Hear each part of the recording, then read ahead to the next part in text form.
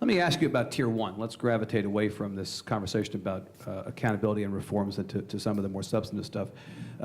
Dr. Lofton, it's easy to forget this, but just about 8 weeks ago, before all this issue with the systems and accountability came up, there was a small controversy over the Association of American Universities writing a letter to your Chancellor, Mike McKinney, questioning the implementation of some of these reforms and suggesting that the Tier 1 status for Texas A&M might at some point be at risk as a result of that.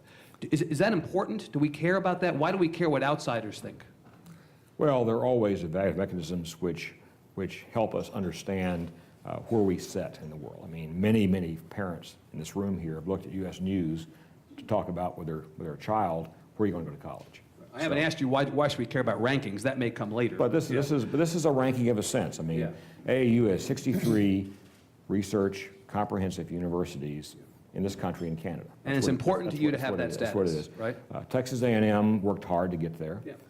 UT Austin was very helpful in that process as well, so was Rice University, the first 2 Tier 1 institutions in Texas here.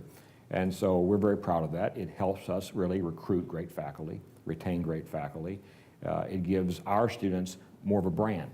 I mean, when you graduate, what you get is a diploma, and you get a brand as well. Right. You get the UT brand, you get the A&M brand. Those things mean something to you as a person looking for a job, seeking career advancement. So brands are important to us beyond college, okay? And the AAU piece is a branding issue for us.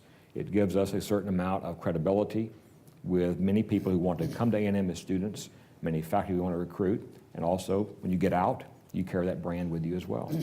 Chancellor McKinney was somewhat dismissive, though, of Dr. Berdal's letter and of the AAU thing. I think his exact reaction was, or if I'm quoting it here, he was at Berkeley. We're at A&M. You know, I know, Mr. He was Powers, also UT Austin. You're a graduate of Berkeley. You probably don't share that same dismissive view of Berkeley, but it seemed like the chancellor didn't particularly care what the AAU had to say about Berdal was at UT Austin too. Okay, right. But, so he has 2 strikes against him. I realize from the chancellor's perspective. No, I can't speak for Dr. McKinney at all, Yeah. but I think the issue here was simply the tone of the letter. Perhaps was one that was grating a bit.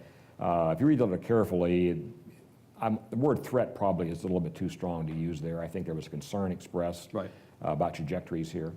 Bottom line is you want to retain your Tier 1 status. I think it's very clear that our own long-term vision is satisfied in part by our membership in AAU. We think it's a valuable piece of what we are, and we want to retain that, certainly. Right.